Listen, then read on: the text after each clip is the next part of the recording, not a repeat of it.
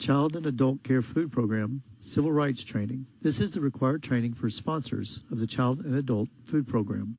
Objectives. This presentation serves the purpose of fulfilling the civil rights training for the Child and Adult Food Program. The sponsored organization shall be responsible for training all personnel in all areas of civil rights compliance as it relates to meal services and activities.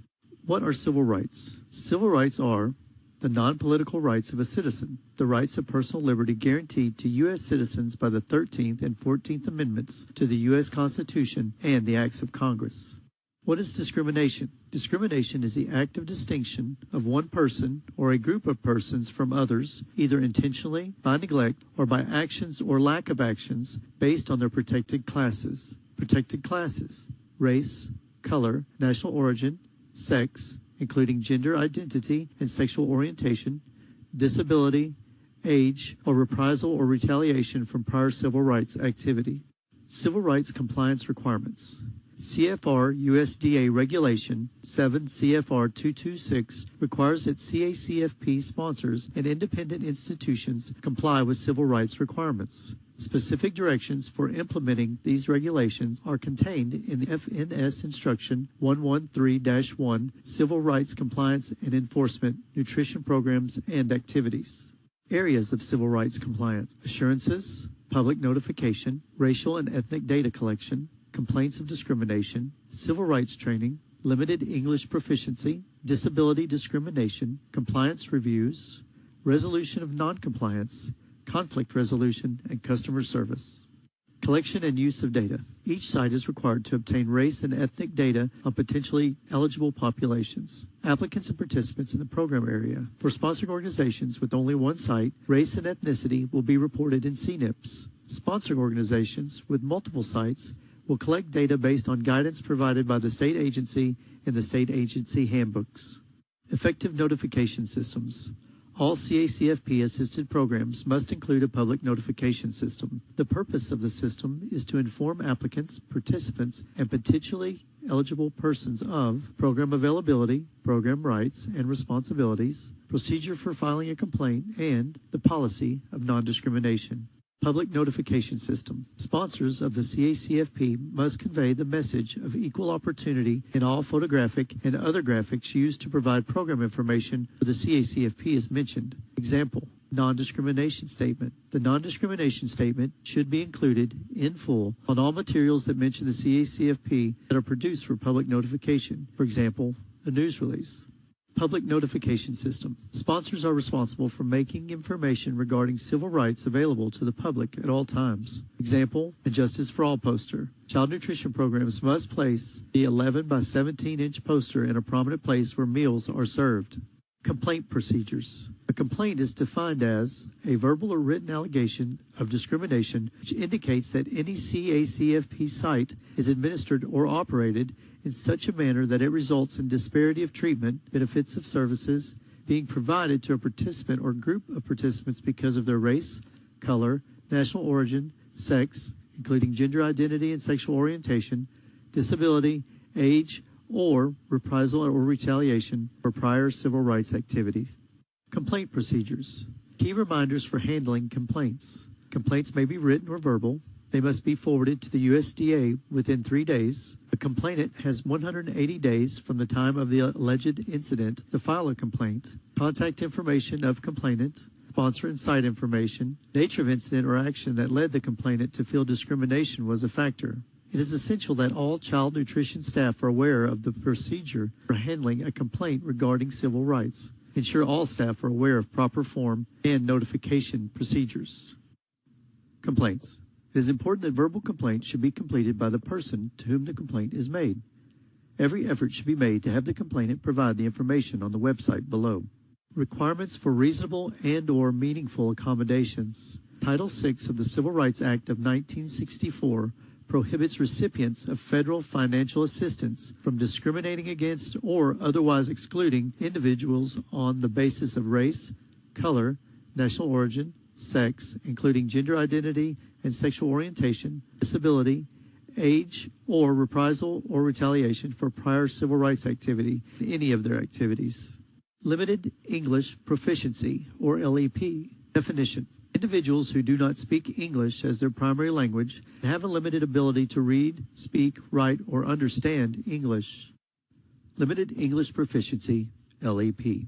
Title VI and its regulations require state and local agencies to take reasonable steps to assure meaningful access to the information and services they provide. Example, upon request, make available to the public, participants, and potential participants about program eligibility, benefits, services, and the procedures for filing a complaint in English and/or in the appropriate translation to non-English speaking persons. Reasonable accommodations, limited English proficiency, or LEP. Factors to consider in addressing LEP. Number of proportion of LEP persons eligible to be served or encountered by the program. Frequency in which LEP individual comes in contact with the program. For further information, go to www.lep.gov. Reasonable accommodations, disability. Must be provided to persons known to have mental and physical limitations upon request. All sponsors participating in child nutrition programs are required to provide food substitutions or modifications if a medical statement is on file that describes the participant's disability as defined in federal regulations, that prevents the participant from following the meal pattern, and the statement indicates the substitutions or modifications that the participant needs. 3 essential components: the food to be avoided, allergen, brief explanation of how exposure to the food affects the participant, then the recommended substitutes. Reasonable accommodations. All institutions should try to provide reasonable accommodations as necessary to ensure that eligible individuals have access to program benefits. Conflict resolution and customer service. Conflict resolution is key to preventing a situation for potentially getting out of hand is one component of quality customer service. Conflict resolution skills can help in everyday life as well as in your professional life. For more information on conflict resolution, visit the Conflict Resolution Network. One of the best ways to ensure compliance with civil rights laws and ensure that we treat everyone the same is to provide excellent customer service. Providing good customer service is key to avoiding the appearance or perception by anyone of unlawful discriminatory statements or actions. Professionalism, listening skills, availability, responsiveness, reliability, and conflict resolution are all factors that contribute to customer satisfaction. These skills can turn an unacceptable or disappointing experience into a success story. Compliance reviews. 3 types of reviews: pre-approval visit, routine, 3-year, and special compliance reviews. Pre-approval visit. No federal funds shall be made available until a pre-approval has been conducted and the applicant is determined to be in compliance with civil rights requirements. It may be a desk on-site review. It is used to identify issues such as lawsuits on the basis of race, color, national origin, sex, including gender identity and sexual orientation, disability, age, or reprisal or retaliation for prior civil rights activity. Routine, post-award compliance reviews. Equal opportunity to participate, posters displayed as required, and appropriate use of non-discrimination statement. Special compliance reviews. Conducted upon indication of benefits not extended properly, report of alleged noncompliance, and documentation of complaint patterns. Noncompliance. Noncompliance. A factual finding that any civil rights requirement as provided by law, regulation, policy, instruction, or guidelines is not being adhered to by a state agency, local agency, or other sub-recipient. Noncompliance may be the result of management evaluation or civil rights compliance review, special review, investigation, and administrative review or other local review. What happens when noncompliance is determined? Notice of the finding of compliance is made to the state agency or local agency or other sub-recipient. Steps must be taken immediately to obtain voluntary compliance. If compliance is not achieved, it is elevated within FNS and then to USDA OCR for formal enforcement.